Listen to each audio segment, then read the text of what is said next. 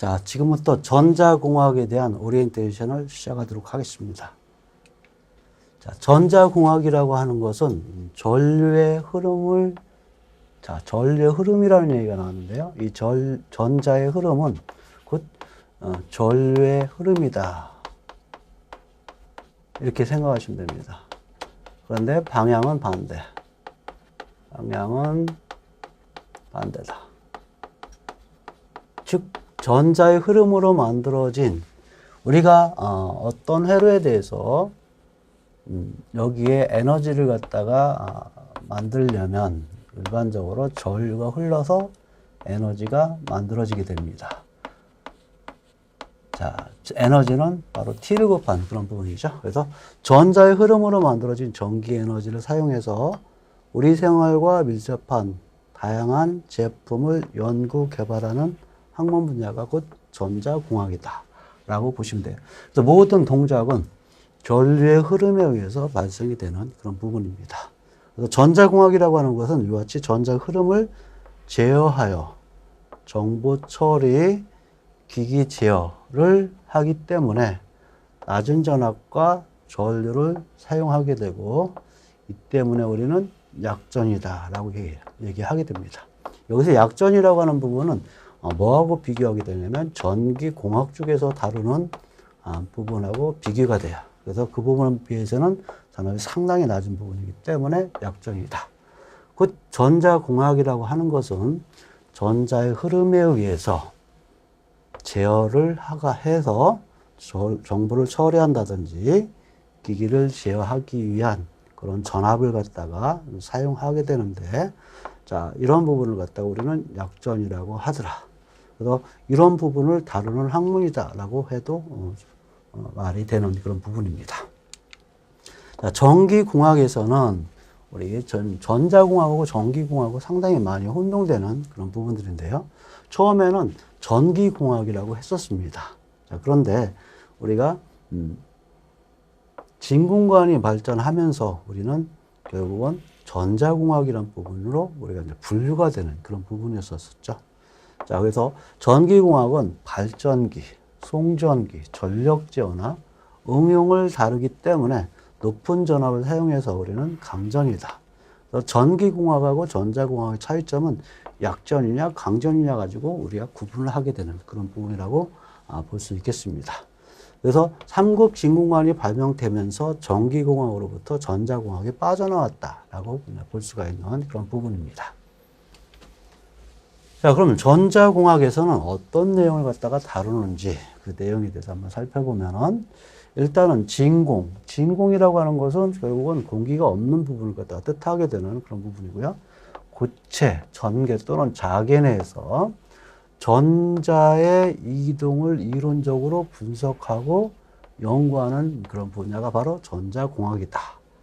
자, 그러면 여기에 관련된 환경 내에서 전자 소자라든지 장치 등을 갖다가 제어하는 기술을 갖다가 개발하고, 자, 각종의 소자들을 이용해서, 자, 이쪽 같은 경우는 수동 소자라고 얘기하죠.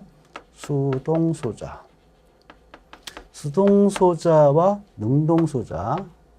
자, 능동 소자들을 갖다가 이용해서 우리가 모델링을 한다. 즉, 결국은 어떤 소리냐면 이런 특성들을 갖다가 우리는 모델을 만들어서 우리가 나중에 모의 시험을 갖다가 하게 됩니다. 모의 시험, 시뮬레이션이라고 얘기하죠. 가상적으로 이제 실험을 해서, 자, 이 부분이 정말로 동작이 제대로 된다라고 한다면 우리가 제작하는 그런 부분이 되겠고요. 이런 모의 시험을 통해서 결국은 부분적 회로를 갖다가 만든 다음에 이거 갖다가 조합해 가지고 대규모 회로를 만드는 그런 형태라고 보시면 되겠어요. 그래서 전자공학이라고 하는 것은 여러 소자와 장치 제어를 위해서 우리가 시뮬레이션을 하고 그걸 조합해서 우리는 전체적인 회로를 만드는 그런 부분이 바로 전자공학의 하나의 예다라고 볼 수가 있겠습니다. 그래서 각각의 이와 같은 소자들을 갖다가 우리는 모델링을 하게 됐죠. 그래서 모델링이라는 건 등가 회로로 갖다 만든다라고 생각하시면 됩니다. 거의 유사한 특성을 갖다가 만들어서 결국은 시뮬레이션, 모의 시험을 통해 가지고 정말 동작이 되는지 확인한 다음에 각각의 부분적인 것을 갖다가 조합을 해서 대규모 회로를 갖다가 만드는 그런 분야가 바로 전자공학 분야다라고 얘기할 수 있겠습니다. 자, 그 다음에 전자공학은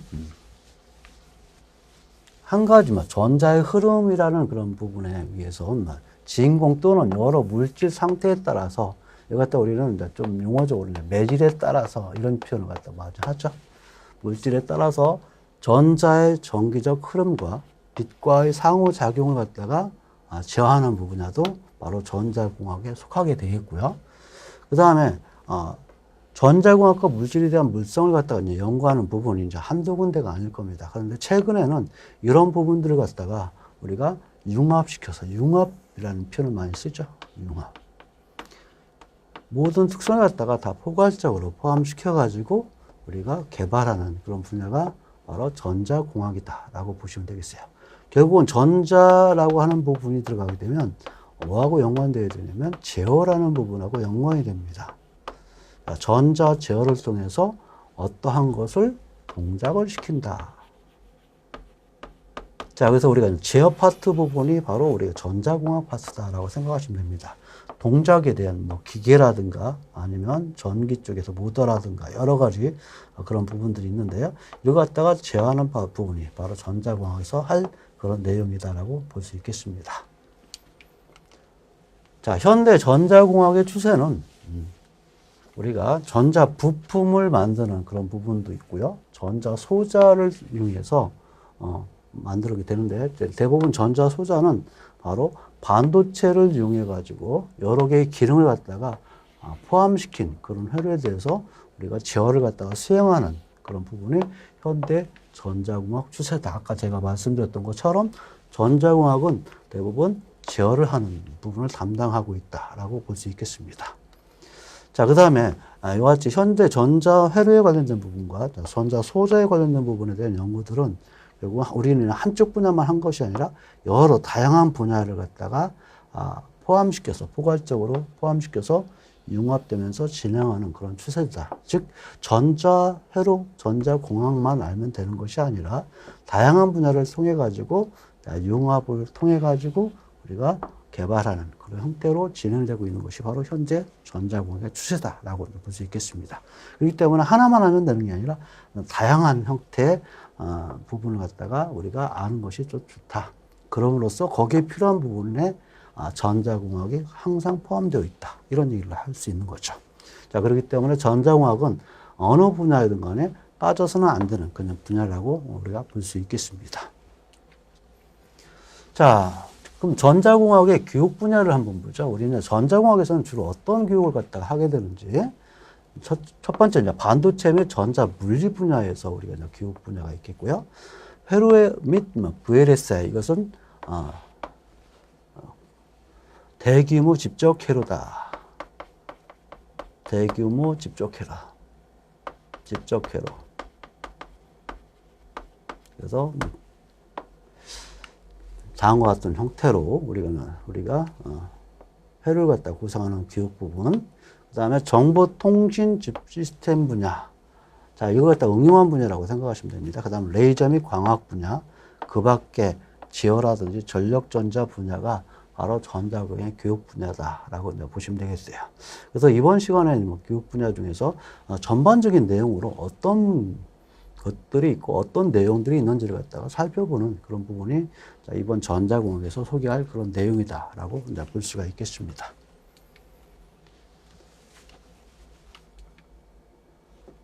자, 전자공학 관련 부분은 첫 번째 전자 기사하고 산업기사의 자격증이 이제 포함되어 있고요.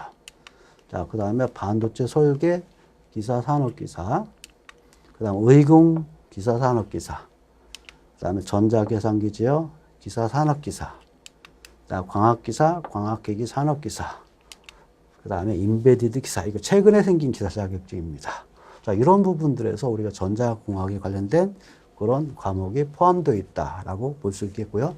가장 기본적으로 들어가는 과목이 바로 전자공학이다라고 볼 수 있겠습니다. 자, 전자공학 관련 직업군으로 우리가 보게 되면요. 여러분들이 만약에 전자공학을 갖다가 전공했다. 그럼 우리가 어느 부분을 갖다가 분야로 진출해서 사회에 이바지할 것이냐를 따지게 된다면 먼저 반도체공학 기술자. 요즘 많이 반도체 쪽에서 워낙 많은 그런 첨단 기술 갖다가 우리는 국내에서 보유하고 있기 때문에 보다 많이 필요하다라는 말씀 드리겠고요. 자, 그 다음에 전자의료기기 개발 및 설계 기술자. 자, 그래서 의료 쪽에서도 우리가 전자 쪽이 빠질 수가 없는 그런 부분입니다. 그래서 거의 3분의 1 부분은 결국 의료에 대한 원리를 갖다가 전자 쪽에서 다 제공하고 있다라고 볼 수 있겠습니다. 그 다음에 전자부품 및 개발 및 설계 기술자. 전자부품 하면 여러분들 안 들어가는 데가 없죠. 그래서 가장 대표적인 것이 이제 자동차 쪽에서도 상당히 많은 전자 분야가 들어가고 있다는 것을 여러분들이 알고 있을 겁니다. 자, 그 다음에 산업용 전자기기, 영상기기 개발 및 설계 기술자.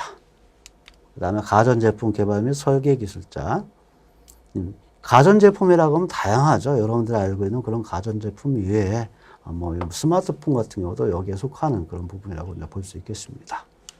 그 다음에 정보통신 단말, 스마트폰 수리 기술자. 이런 경우도 전자공학 관련 직업군에 속하고 있다. 그래서 전자공학을 하게 되면 정보통신을 포함하고 있다라고 보시면 돼요. 그런데 정보통신하면 정보통신만 가지고 있는 그런 부분이지만 전자공학 하면 두루두루 다 포함되어 있는 부분이 바로 전자공학이다라고 얘기할 수가 있는 그런 부분입니다.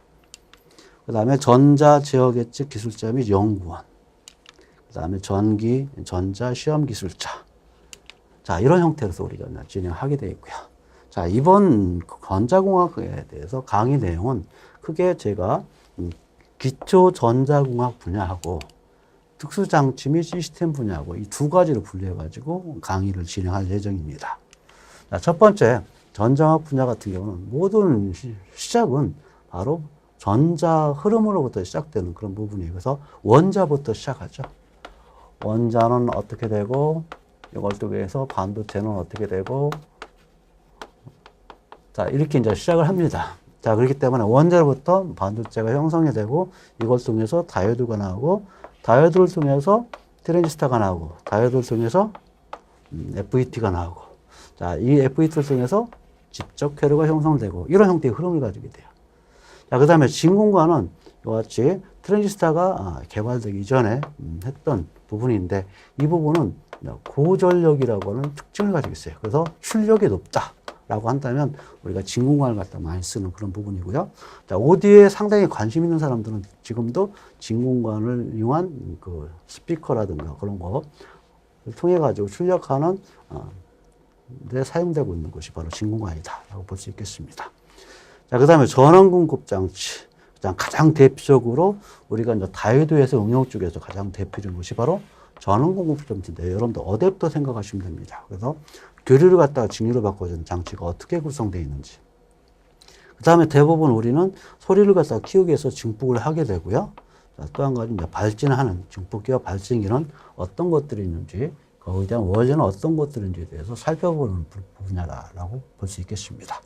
자, 그 다음에 이걸 이용해서 무슨 송신기하고 수신기가 어떤 원리를 통해서 우리가 송신이 되고 수신이 되는지, 그 원리에 대해서 좀 개념적으로 설명을 드리고요.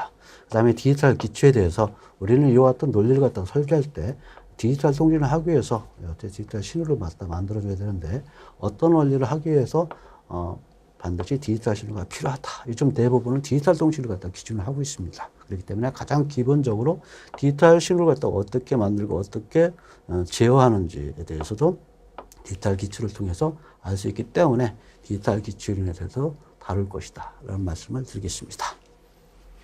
자, 그러면 다시 한번 설명드리면 전자공학의 기초 분야 부분은 반도체 부분, 다이오드, BJT, FET, 그 다음에 집적화 IC, 진공관, 전원공급장치, 증폭기와 발진기. 여기까지가 가장 기본이죠. 그래서 여기부터는 응용이다라고 볼 수 있는 그런 부분이고요.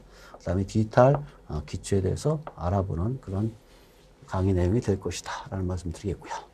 자, 그 다음에 특수장치 분야를 갖다가 하게 되면은 우리가 이제 보통 많이 제어를 하게 되면 마이크로 컨트롤러를 갖다 이용하게 되죠. 자, 그 다음에 요즘 많이 쓰고 있는 아두이노, 그다음에 변환기, 센서, 위치 탐지, 항법 장치, 레이저는 어떻게 동작하고 어떤 원리를 가지고 있는지, 최신 통신 시스템은 어떻게 구성되어 있는지, 이런 통신을 하기 위해서, 무선 통신을 하기 위해서 안테나가 필요한데, 요즘 많이 쓰고 있는 RF 통신용 안테나는 어떤 것들이 있고, 어떻게 복사 패턴이 이루어져 있는지, 그런 내용에 대해서 살펴보고 있는 그런 강의 내용이라고 볼 수가 있겠습니다. 자, 제가 이제 전자공학의 강의를 하면서 그 특징을 갖다가 좀 한번 설명드리면, 자, 먼저 개념 위주의 강의를 갖다가 구성을 하겠다. 자, 그래서 여러분들이 수식이라든가 수학이라든가 이런 부분들은 거의 들어가 있지 않고 이런 부분들을 제거하고 우리가 개념 위주의 강의 내용이 될 것이다. 이런 얘기를 갖다 하게 됩니다. 그래서 수식을 갖다가 싫어하시는 분, 수학을 갖다가 어려워하시는 분들은 그런 부담 없고 전자공학이 어떤 거다라는 것을 개념적으로 한번 알아보고 싶은 그런 분들이 이 강의를 갖다가 추천을 해드리겠습니다. 자, 방금 전에 말씀드린 것처럼 수학적인 부분보다 동작의 개념의 내용을 갖다가 포함을 시키겠다. 이런 얘기예요.